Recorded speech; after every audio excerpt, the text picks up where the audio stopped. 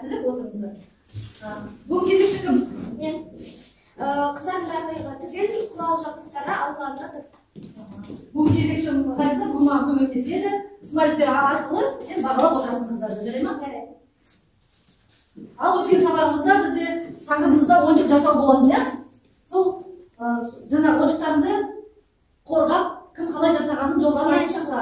Мен бұл ойыншықты мен бірінші синтепон арқылы бұның пішінін бердім. Және де жынды өзіме керекті жынның түсін алып, оны қаптап біріктірдім. Дұрыс, жарайсыңдар. Барлығымыз жұмыста үй жұмыс жасатпа, көтермешкен көрсетіңдер. Жарайсыңдар қыздар. Ал бұның жүн мата көмінде қандай малдың жүнінен алынады? Қойдың. Киіз үй дегеніміз не? Киіз үй дегеніміз ол ата-бабаларымыздың үйі, яғни ол қазақтардың ұлттық үйі. Дұрыс. Ал енді қара, жүннің алғашқы өңдеуін бірізділігін дұрыс белгілеп бер дейді. Кім белгілеп береді? Мен әке. Кел Рахман. Ана жерде белгілеп бер, дұрыстап. Ең алдымен сорттайды, іріктейді, тазалайды, түтеді. Жарайсың. Киіз басудың қандай тәсілдерін білеміз? Киіз басудың өте Дымқыл. Дұрыс. Дымқыл және құрғақ тәсілін білеміз, иә? Не істедік жүнді алып? Жүнді алып, Көлденен сабынмен сабынды су қолдана отырып, міне, әртүрлі жұмыстар жасады. Келесі, мынандай жұмыстар жасады, дымқыл тәсілмен. Мына киіз басуды құрғақ тәсілмен біз қандай жұмыстар жасадық? Ойыншықтар жасадық, иә, қазір? Ең бірінші біз синтепонды алып, оның пішінін келтірдік. пішінін келтіріп, керек түсті. Керек түсті қаптап алдық. Қаптап алдық, дұрыс. Бұл жерде біз жүн арқылы сурет салдық. Сурет салдық, иә, дұрыс айтасыңдар. Ал қыздар бүгін үй жұмыстарын бәрін жақсы орындап келіпсіңдер, жарайсыңдар. Бүгінгі сабағымыздың тақырыбы киіз басудың құрғақ тәсілмен жұмыс жасау. Қандай жұмыс жасайтынымызды біз құрастыру ойын арқылы ашамыз. Ойынның қанша түрлері бар? 300-ден астам. Дұрыс. Мынау ойын қай топқа жатады? Дұрыс. Өсімдік тектесіне жатады, иә? Мынау қай топқа жатады? Жануарлар тобы. Дұрыс, жарайсыңдар. Белгілеп отыр сен. Қыздар, мынау ойын дұрыс, жарайсыңдар.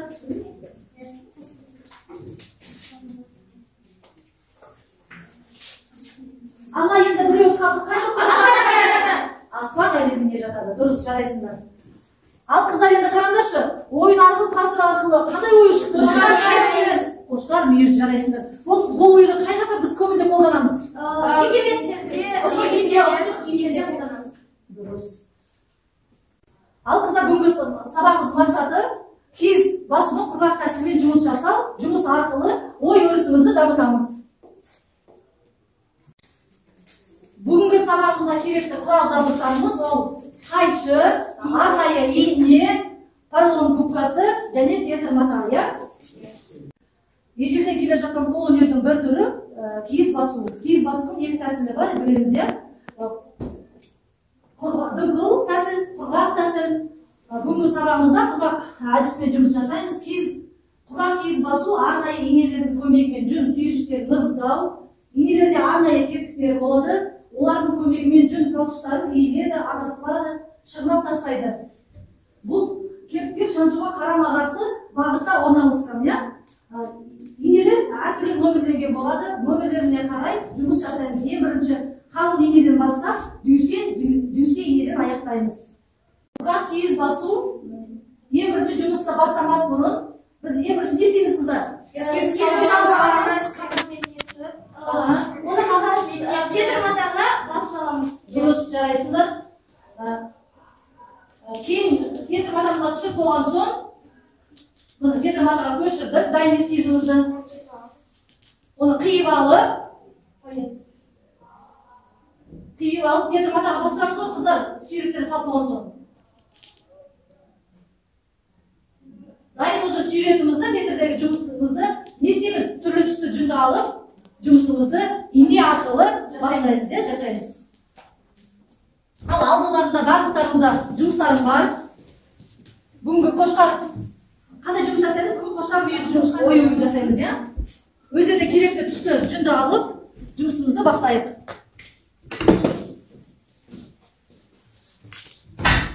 Жұмыс бастамас бұрын қауіпсіздік ережесін еске түсіріп отырайық, Ине туралы не білеміз? Тот басынан инемен жұмыс жасауға. Дұрыс, тағы да? Инені алсасын.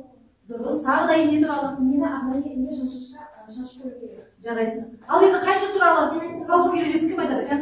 Қайшыны басқа адамға беретін кезде өткі жағын өзің ескеріп беру керек. Дұрыс, тағы да? Қайшыны арнайы өзіңіз Дұрыс, жарайсыңдар. Ал қыздар ары қарай жұмысымызды жалғастырайық. Жұмысымыздың алдымызда қыздар жүнді былайынан алып, қайшымен кеспейміз. Алып, дайын немізге, сүйретімізге қойып, ине шаншу арқылы нығыздаймыз. Қыздар жұмыстарымызды жасап отырып, киіз туралы мағлұмат алып отырыңдар.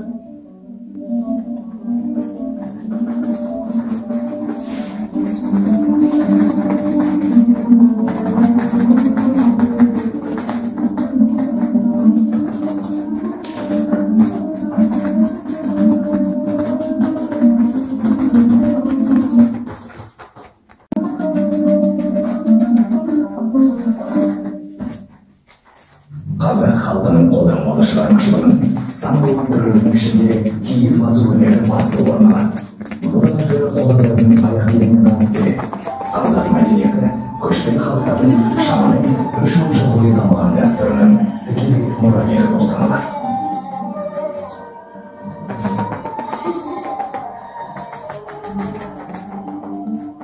Қазақтың киіз үй басу өнері өндірістік кәсіп болуымен қатар көркемдік құндылыққа ие кәсіпке жатады. Себебі киізден басылған бұйымдар әрқашан халықаралық базарларға шығарылып тұрған.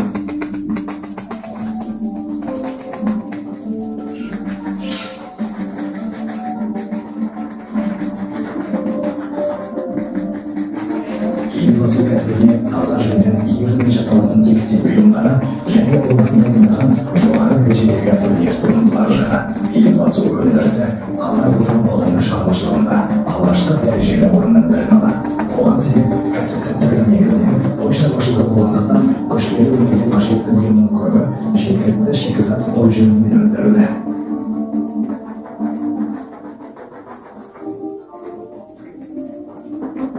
Киіз қазақ үйдің сүйегін жабатын негізгі материал болатын. Киізден жасалған бұйымдар қазақтың күнделікті тұрмысында қолданылу жағынан ерекше орын алған. Әдетте біреудің киізін басу үшін барлық туыс, көрші-қолаң, құрбы-құрдастар асарға жиналып, үй иесіне көмектесетін болған. Жұмыс барысында өлең айтылып, ас дайындалып, түрлі ойындар ойналып, киіз басу ісі әсіл қалжың, ойын күлкі аралас көңілді думанға айналады. Киіз басу жұмысына кіріспес бұрын алдын ала тұрғындық шалынып жаратқанның қолөнер мен аналардың бірі небір қолданып келген.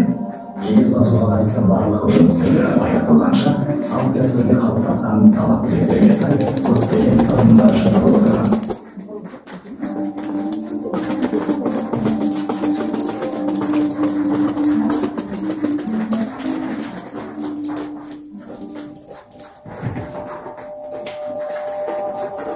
Киіз басу жұмысы алдымен арнайы жүн дайындаудан басталады. Әдетте күз мезгілінде қырылатын ойын күзен жүні алынған. Жүнді бірнеше әртүрлі тәсілмен өңдеуден өткізген. Алдымен оғымның тазарту үшін жүнді салынған. Содан соң сірті қосылған жылы суда жуған. Бұл тәсіл жүн тазарғанша бірнеше рет қайталанып отырған. Артынан жүнді таза жылы сумен шайнап, мынадай ақыры сырып алғанда шиге тоқылған төсеншілердің бетіне жұқалап жайып, күн астына кептіруге қойған. Кеткен жүнді тері тұлғаның үстіне салып, тоғызғы салумен вағымен сабаған.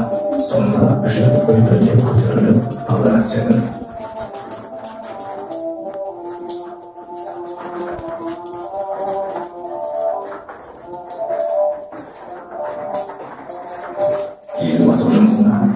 табиғи түсінде боялған түстерді де пайдаланған. Шеберлер түстерді ою-өрнек сағалаулы отырып, кереғар түстердің де ұқсас түстерінде түр түсінің көркемдік үйлесімін табып алған. Табиғи боялғандар әртүрлі өсімдіктердің тамырларынан, жапырақтарынан, қабықтарынан алған. Әдетте бояу жұмыстарын аула ішінде жасаған.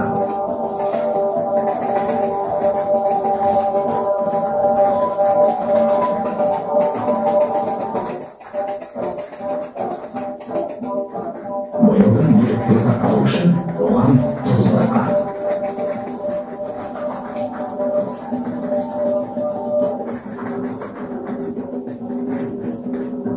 Бояу болған жүнді суға шайған жуық, сырттай сорлатып кептірген. Боялған жүнді сабаған кезде жасайтын қызық бір дәстүр болған. Үйдің иесі сабалатын жүннің арасына ешкімге байқатпай алдын ала кездеген матаны түйіп тығып қоятын. Жүн сабап отырған әйелдердің біреуінің сабауына әлгі мата ілінетін. Ол адам олжалы болып саналған. Олжаға ие болған әйел өз кезегінде тамақ әзірлеп, жүн сабауға қарсы отырғандарды қонаққа шақыруға міндетті болған. Одан басқа да қызық рәсімдер болған. Жүн сабақ немесе тегінен басып жатқан сәтте үйге әйел адам келе қалса, үй иесі оған бір уыс боялған жүн сыйлап, оның да балаларына арналып, осылай текемен басылуына тілек білдіретін. Жақсы арынға жойылатын міндетті қабыл алған адам соның құрметіне жиналғандардың барлығын түскі тамаққа қонаққа шақыруға немесе еттен жасалған дәмді тамақ әкеліп беруге міндетті болған. Келесі күні әйелдер тоқылған ши үстіне негізгі аяқ болып есептелетін жүнді тегістеп жайып шығаруда, оның бетіне шеберлік қызметшілері боялған жүнмен өрнек.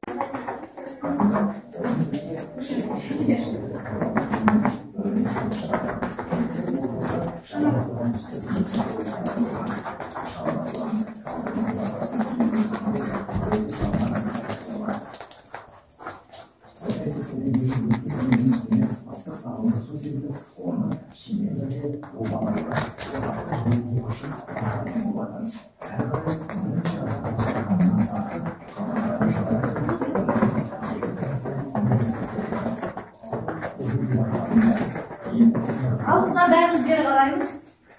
Сергу сәтті. Бүгін біз мақал-мәтел еңбек туралы білеміз ба? Қазір бәріміз демалайық. Еңбек етсең еңбек, тояда қатын сенбей. Еңбек түбі береке. Еңбек жанаты, жалқауы жанаты. Жарайсыңдар тағы. Еңбек түбі. Қыздар тағы еңбек туралы. Әше мақал-мәтелдер болса да. Көз қорқақ, Қолы батыр. еңбек етсең ерінбей. Шешем көрген қол жонар, әке көрген қол пішер. Мұны тағы да жарайсың. Ал қыздар жұмыстан бағыттарын аяқтап отырға көрсетіне шығар дедім. Дұрыс, әдемі өте керемет шығар. Енді осы оюдың шеткі жиектерін контур дейміз ғой, соның әсемдейік жасайық шеттерін. Түс үйлесімдігін келтіріп. Жасанды. Жүнді қимаймыз, қайшымен бұлай ұзындығынан алып, ширатып, қыздар ширату арқылы, ине арқылы соны жабыстырамыз. Шаншу арқылы нығыздайды.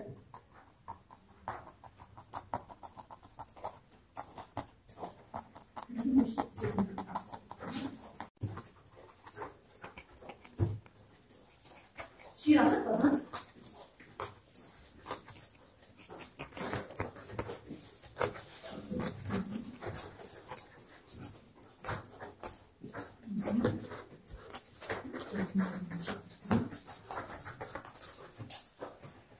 Gerek üstü cünde alıp, şiratı, sonra şiyetle jebine koyup, iğneмен шаншу арқылы нығыздаймыз.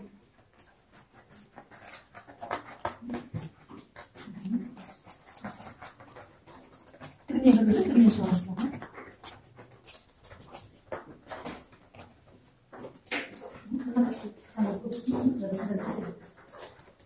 Қыздар, бүгін сабағымыз аяқталып қалды. Бүгін қыздар бір-біріне жұмыстарымды көрсетіп, бағалайшы кәдімгі. Мадина Тамириспен.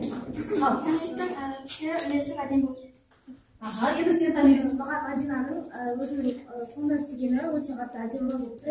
Маған қатты ұнады. Жарайсың аға. Енді сен Тамирис Ғазиза екеуің бір-біріне жұмыстарын бағалайық. Бір-біріне көрсетіңдер да. Маған Ғазизаның жасаған жұмысы ұнады. Себебі оның түстерінде үйлесімді әрі жақсы жасаған. Енді сен қайсың? Маған Томиристің немен жұмыс істегені қатты ұнады. Ол өте аккуратно жұмыс жасайды. Жарайсың. Енді Ақжанмен екеуіңдер? Маған Ақжанның жасаған жұмысы өте қатты ұнады. Оның істері өте керемет.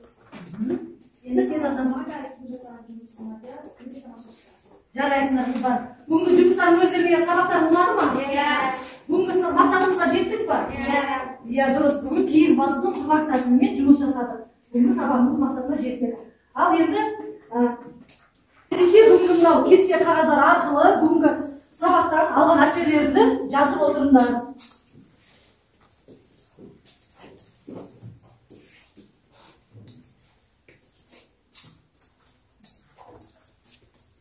Бәріміз жазып отырамыз.